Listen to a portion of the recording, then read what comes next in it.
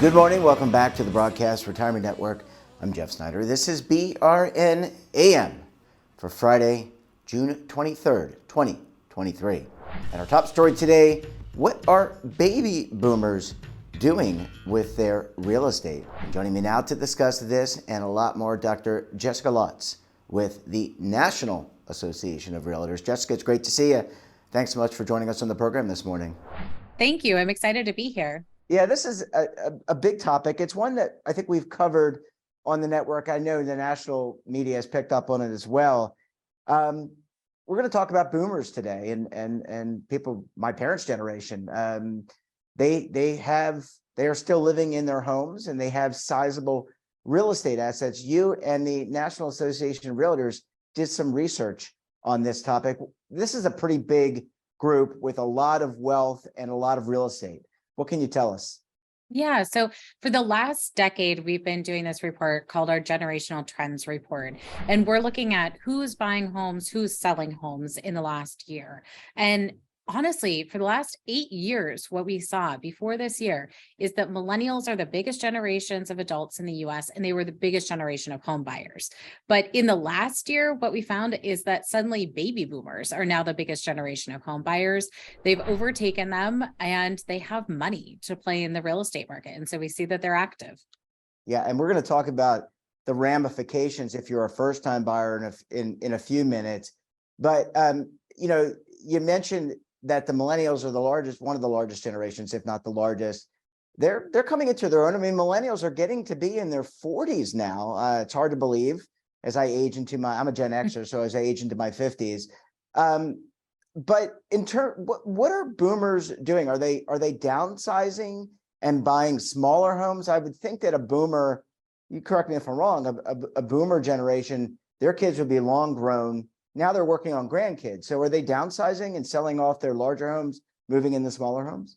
So you would think that, and that's one of the big myths that's actually out there, is what we actually see is that for younger boomers, and we're defining them as between the ages of 58 and 67. So maybe edging into retirement, if not actively there, they're actually making trades that are very similar sized properties. The difference is 30 square feet. So I don't think that we could actually say that they're really downsizing when we think about 30 square feet difference. As far as looking at older boomers, so we're defining those as 68 to 76, they're actively in retirement at that point. They're actually upsizing by 110 square feet. These are medians. So of course we know that there's people who go larger properties or smaller properties across the board, but overall they're making very similar size trades when they look at the square feet. Yeah, I guess they're happy to clean. I just think about the things that you have to do if you own a home. You have to clean it. You have to maintain it. I mean, those are big expenses as well. But as you said, they're large. They tend to have a lot of wealth. Are there geographic areas that maybe, you always hear the people moving to Florida or they move to warmer climates. Does that hold true here? It does. So what we do see is that, I will say, as far as the upkeep is concerned, they are more likely to move into a townhouse or a condo. So perhaps thinking about someone else doing the maintenance and they don't have to worry about it anymore, passing that on to that HOA. We do see that migration pattern into southern areas, the Sunbelt states, it's strong. There's a lot of people who are moving there, and seniors are the most likely population to be moving to areas. Tax favorability, affordability, sunshine, warmth, all of these things are attractive to the seniors, and the ability to have entertainment. Walk down the street and you actually have a golf course right there. So having that ability to have that in your community. Yeah, and I was going to ask you, what amenities? Trying to think about if I were that age range, and is it the pool? Is it you talked about being able to walk off onto the golf course. That's not for everybody, but I would imagine there's a social aspect to where they want to live. Maybe there's some amenities in the home. Maybe, my wife and I have been looking at homes recently. We're not boomers, but a lot of the couple suites now are on the first floor as opposed to being on the second floor. So what types of amenities are these folks looking at? So I will say what's really interesting and perhaps not surprising is that they're willing to follow the grandbaby. So looking where their friends and family are, their support system, that's incredibly important to them.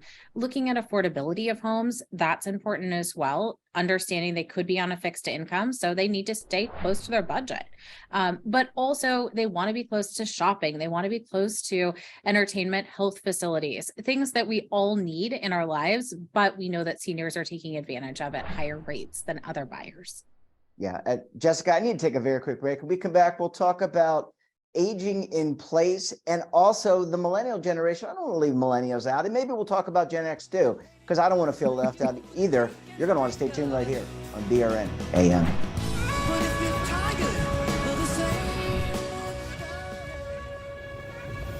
Imagine a new television network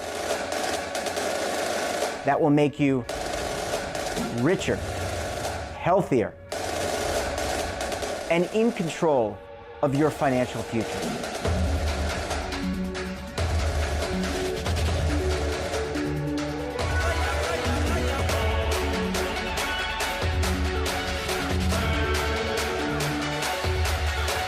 This network is for the policewoman in Nashville, Tennessee, the baker in Dubuque, Iowa, the teacher in Lexington, Kentucky.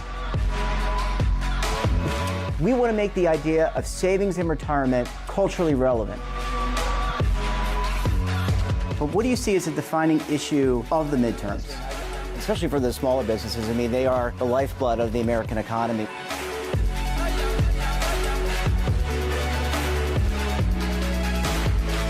Featuring exclusive interviews, current affairs, and docuseries.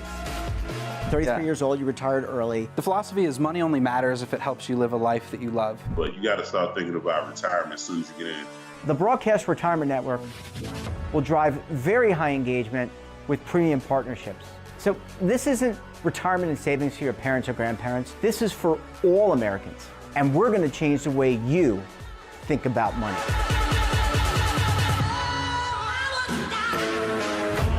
Welcome to the next frontier of retirement and savings. This is BRN, the Broadcast Retirement Network. Are you stuck with a low credit score? A credit report and score that's causing you to be denied credit or pay higher interest rates than others for the same things? Then do what Terrence did and call Credit Repaired for your free credit evaluation to help restore your credit. I started thinking about buying a new house, and my score wasn't where I needed it to be. I called and spoke with one of the representatives, and we just had a good conversation, and I liked what he was saying. Just one call for his free credit evaluation was all it took to start back on the track to repairing his credit. I'm seeing the deletions and I'm getting the report, so I know something's being done. It does make a difference to me. All it takes is one call to get started. Credit Repair has given me a second chance to have a better credit score. Don't let a low credit score hold you back another day. Do what Terrence did and make the call for your free credit evaluation. Call 800-819-4152. That's 800-819-4152. Again, 800-819-4152. Welcome back. We're joined this morning by Dr. Jessica Lautz of the National Association of Realtors. Jessica, thanks so much for staying with us this morning. Really appreciate you hanging around for segment number 2. Absolutely. I'm happy to continue the conversation. Yeah, and I had to put up the 2. I've been seeing YouTubers do that, and I'm like, hey, I'm going to do that too. It's very peace. All right, Jessica, I want to talk to you about get your feelings on aging in place, because a lot of people my parents' age, they want to stay as long as they can in their home. They don't want to go to a community, even though maybe some of their friends in the past have gone to a community. How big is this trend, and how does that impact the buying that we talked about in the first segment for millennials? What we've seen, and I think is really one of the more interesting results that we saw this last year, is that people plan on staying in their home for a longer period of time than we've seen for all generations. In fact, first-time home buyers, they're planning on holding onto that home for 18 years, which is the longest period of time we've ever seen. So skipping that entry-level property, buying perhaps their single-family first property at this point. For seniors, though, they're also planning on holding onto that home for 20 years, 15 years. So aging in place. I don't think it's anyone's American dream coming out of COVID to move into a nursing home or assisted living. There's really a reticence to do that. So people want to be comfortable in that primary home that they're living in. So let's talk about what that means for inventory, because we already were challenged. I remember talking about this with other experts like yourself about, the inventory just isn't there. So what does that mean for the first-time home buyer, or even someone who maybe doesn't have an all-cash money, doesn't have a house to trade out of to buy a new house? I mean, what does that mean for, millennials and Gen Z or Gen Z? Yeah. Yeah. Gen Zers, I mean, they're 18 to 23 years old. They're sneaking into the housing market, especially if they have mom and dad's money. But we are seeing that they're really trying to get there. The biggest thing I would say for old generations is we don't have affordable housing inventory. If someone wants a smaller unit, say they're a single adult and they're saying, I'm going to live independently. I don't have kids in this house. Maybe I have a cat, but that's it. There's really not that type of affordable property for them right now. And we really do need more building at that entry level or even smaller retirement unit. And it just doesn't seem to be in existence right now in the US. Last question I want to ask you about, I'm going to call the lost generation, because, we're Toad the Wet Sprocket, Nirvana, Gen X. Where do they fall in? Because I always felt like I was kind of in between. I got my parents who are baby boomers, and then I've got, the Gen Y's, the millennials. But we're an important generation. We're coming into our own and we have wealth. Where does the Gen X generation stand? I think that this is a fascinating generation. When we look at home buying activity, it is very largely ignored. No meme is going to have Gen Xers in it. It's just going to have the millennials, and it's going to have the Gen Zers, and it's going to have the boomers. But Gen Xers, when we look at the home buying activity, they're really consistent. We see that they value homeownership. They've rebuilt lost housing wealth that they lost in the Great Recession. They're active in the housing market. They're now at the peak of their careers. So they're buying this larger home, perhaps more expensive home. One of the downfalls that I will say for Gen Xers, the pressure that they feel is that they often are caregivers. They have kids over the age of 18 who boomerang back, kids under the age of 18, perhaps. They have seniors that they're taking care of. They're often purchasing multi-generational homes. They have to find this home that's going to accommodate everyone within it. And so they really do feel the pressure in the housing market to find that perfect property. Is this the first time, Jessica, that we've got all these generations? I'm trying to think back to when I was younger. My parents were, I guess, my age now, and then I had my grandparents, and there were three generations. But now I feel like there's like all these successive generations. Is this the first time in history that you can think of where this is the case? I think so. And, I think one of the big things is because we see boomers active in a housing market today, where traditionally they would have just stayed put or perhaps move into a family member's home, into a nursing home. And so they wouldn't have been so active in the housing market, but people are living longer. They're really embracing life in a new way, and boomers are reinventing aging. And so that really does build on more generations competing for a limited amount of housing inventory. Yeah, they're really redefining retirement. I mean, sitting on the porch with a grandkid in a rocking chair, that really doesn't happen anymore. It's like, hey, you watch the grandkid. I'm going to go out and play some golf or go fishing or go climb a mountain. Jessica, It's great to see you. Thanks so much for joining us, and we look forward to having you back on the program again very soon. Thank you. Thank you so much for having me. And that wraps up this episode of BRN AM. Have a topic of interest, someone you think we should talk to? Drop us a line, and don't forget, for all the latest security news and lifestyle, wellness, finance, tech, so much more all in one place, check out today's edition of our daily newsletter, The Morning Pulse. Want to search our archives, check out our latest content, visit our website, and of course, all of our streaming partners. We're back again tomorrow for another edition of BRN Weekly. We'll be breaking down what's happening with markets, and then we'll be taking a look back at some of our best segments for the week. You're not going to want to miss it. Until then, I'm Jeff Snyder. Stay safe, keep on saving, and don't forget, roll with the changes.